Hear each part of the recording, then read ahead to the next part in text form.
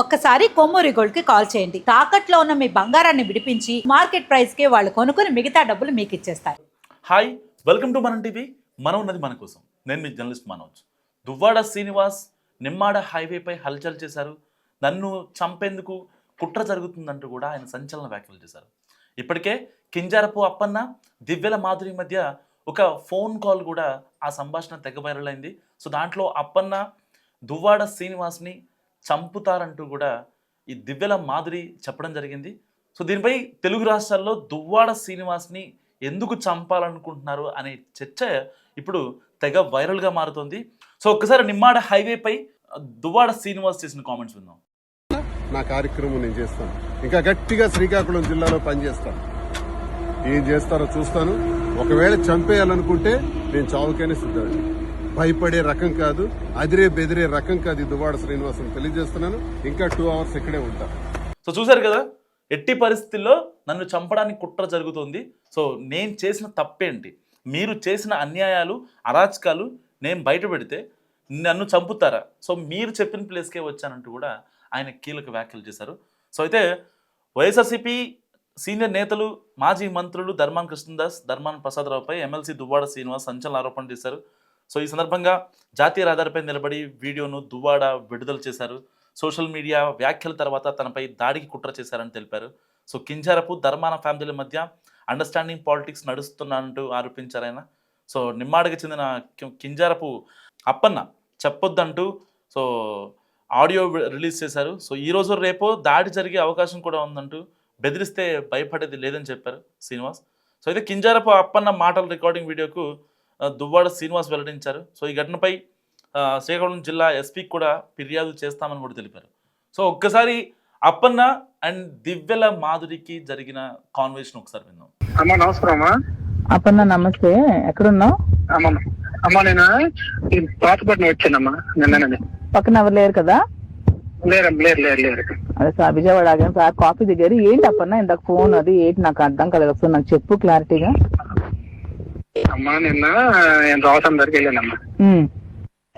దోసం దగ్గరికి వెళ్తే ఏట్రా మీ వాడు రెచ్చిపోతున్నాడు, మరి ఇలాగెలాగ ఉండదురా, మరి ఇక్కడ నరసనపేట దాటి వెళ్ళలేడు, ఇక్కడ పైలు వెళ్ళిపోతే వెళ్ళిపోవాలి కానీ మేము అందరం కొడేస్తాంరా అనేసి అన్నాడు. అయితే మరి నేనేం చేస్తానన్నా అనేసాను నేను. అనేసిన తర్వాత అక్కడ ఓ ఎంపీపీ, పోలాకి ఎంపీపీ, ఆయన ముద్దాడ బైరగి నాయుడు, ఆరంగి మురళి ఏదైనా ఇడము అని చెప్తున్నారు. అయితే కొడతారు అంటే మరి రేట్ లేదమ్మా, కొడతారు కొడతారు అని ప్లాన్ చేస్తున్నారు బాగా. మొన్న గతసారి ఒకలాగా ఉండేది, ఇప్పుడు ఒకలాగా ఉంది. అయితే నేను అన్నాను ఏంటి అన్నయ్య ఇప్పుడు కరెక్ట్ కాదు, ఈ రోజు గొడవ వచ్చింది తిలక్ బ్యాచ్ వాళ్ళే కదా అన్నాను నేను. అంటే అదే నీకు తెలుసారా అనేసాడు. అయిన తర్వాత సరేలే మనం ఊరుకున్నా, సార్కి ఒక జాగ్రత్తగా ఉండమన్నా చెప్తామా నేను ఇందాక ఫోన్ చేసి చెప్పాను. ఈ ఇన్ఫర్మేషన్ అయితే పక్క కొట్టడానికి అయితే ప్లాన్ చేస్తున్నారు, ఇదైతే పక్క ప్లాన్ చేస్తున్నారు. తర్వాత ఇంకొక విషయం కూడా నాకు 2:30 తర్వాత నిమ్మాడి నుంచి మా ఊరు నుంచి మళ్ళా ఒక న్యూస్ వచ్చింది. ఎలాగైనా శ్రీనికి నిమ్మాడి జంక్షన్ లో కొట్టడానికి ప్లాన్ చేస్తున్నారు. ఓకే. సో విన్నారు కదా, చాలా క్రిస్టల్ క్లియర్గా కనిపిస్తుంది. అంటే ఒక దువ్వాడ శ్రీనివాస్ అనే వ్యక్తి నిజంగా ఎవరికి హాని చేసినటువంటి అటువంటి వ్యక్తి అయితే కాదు. సో బేసిక్గా ఆయన వల్ల లాభపడ్డ వాళ్ళే ఉన్నారు, కానీ సో ఆయన వల్ల ఇబ్బంది పడ్డ వాళ్ళు అయితే డైరెక్ట్గా ఎవ్వరూ లేరు. సరే, ఆయన ఫ్యామిలీ ఇష్యూస్ లేకపోతే ఇంకొకటి కూతుర్ని రోడ్డు మీద లాగేశాడు అని చెప్పి చాలామంది మాట్లాడుతూ ఉంటారు. సో అది కంప్లీట్గా ఆయన పర్సనల్.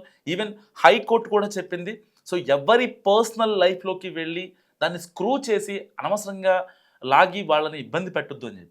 సో చాలామంది ఇప్పటికీ మాట్లాడుతూ ఉంటారు ఆయన ఒక పర్సనల్ లైఫ్ గురించి. సో దాన్ని పక్కన పెట్టేస్తే పొలిటికల్గా మనం చూసుకుంటే ఆయన టెక్కల్లో యాక్టివ్ అవ్వాలని కోరుకుంటున్నారు. అప్పట్లో ఇండిపెండెంట్గా కూడా పోటీ చేస్తే మనం చూసాం, ఆయనకు వచ్చిన ఓట్ షేరింగ్ కావచ్చు, ఈవెన్ ప్రజారాజ్యం తరఫున కూడా ఆయన పోటీ చేసినటువంటి తీరు, ఆయన ప్రజల్లోకి వెళ్ళే విధానం. సరే, ఆయన పర్సనల్ లైఫ్, ఆయన పొలిటికల్ లైఫ్కి ఇబ్బంది పెడుతుందా, సస్పెన్షన్, ఇంకోటి పక్కన పెడితే ఆయన వల్ల అక్కడ ఆయన నమ్ముకున్న టెక్కల్లో ఉన్న కార్యకర్తలు ఇప్పటికీ ఆయన వెంటే ఉన్నారు. సో ఆయన త్రూగా చాలా సామాజిక సేవలు కావచ్చు, అన్న అంటే నేనున్నా అనే మనస్తత్వం కావచ్చు, నిజంగా దువ్వాడ శ్రీనివాస్ సొంతం అని చెప్పుకోవచ్చు. సో ఎంటర్ సినారియోలో దువ్వాడ శ్రీనివాస్ని చంపాలనే కుట్ర జరుగుతుందా లేదా? మీరేమనుకుంటారు? మస్ట్ కామెంట్ చేయండి. చూస్తున్నాండి మనం టీవీ.